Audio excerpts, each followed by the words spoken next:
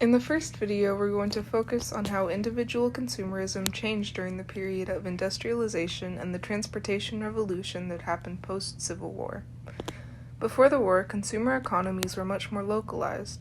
Success in these economies didn't tend to translate into widespread material affluence or comfort, and most American households only had a few manufactured items.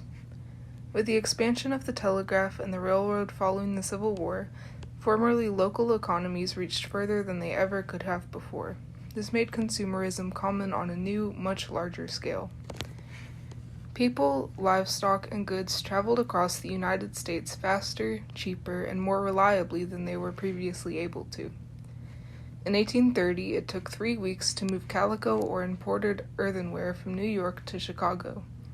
In 1860, it took only 3 days, and by 1880, people and goods could make the journey in less than 24 hours. The development of an integrated national market also helped fuel mass production.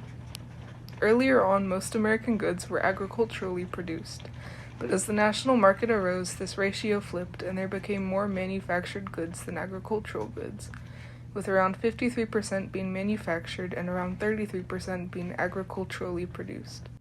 Agriculture also became increasingly competitive with new technologies, and farmers either worked extra hard to match continuously lowered prices or moved to cities with the hope of better employment opportunities. Farmers or not, people from all over began to pour into cities to get jobs in manufacturing, and while living in cities, adopted new shopping patterns with the huge variety of items that were available close by and year-round. Despite several depressions in 1873, 1884, and 1893, overall, industrialization brought on the most significant and sustained expansion that the U.S. economy had ever experienced. Its effects were massive as many goods became better, cheaper, and more easily obtainable. Before this period, most products were advertised with a focus on quality, but after around 1880, fast-growing companies that distributed nationally, like Heinz, Nabisco, Procter & Gamble, Kellogg's, Eastman Kodak, and Pillsbury, focused on using their brands and advertisements to build direct relationships with consumers and creating large, steady markets through these relationships. Consumers began to trust company advertising more than the opinions of the people around them. For example, Coca-Cola, created in 1886, was promoted and popularized as a delightful, palatable, healthful beverage, and Singer sewing machines were advertised as bringing the women of the world into one universal kinship and sisterhood. With a tiny bit of critical thinking and skepticism, these advertisements seem like obvious exaggerations, but people were very quick back then to trust these kinds of ads without fact-checking, presumably because they were so different from the more trustworthy and localized market they were used to.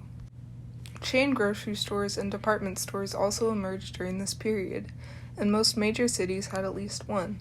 For example, the Macy's in New York City.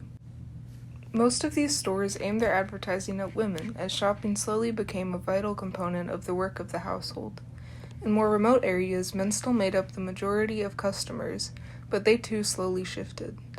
Industrialization meant that most families in the beginning of the 20th century had access to an overall much higher standard of living than what would have been available to them in the 1800s. Though they still spent their income in generally the same categories, much better products had become much more accessible regardless of income or location. Finally, this period made the United States much more diverse than it had ever been before, both in attracting immigrants and promoting migration from rural areas to concentrated cities, though many workers still struggled with low wages, part-time employment, and poor treatment. This diverse middle class became, and still is, integral to the American identity today.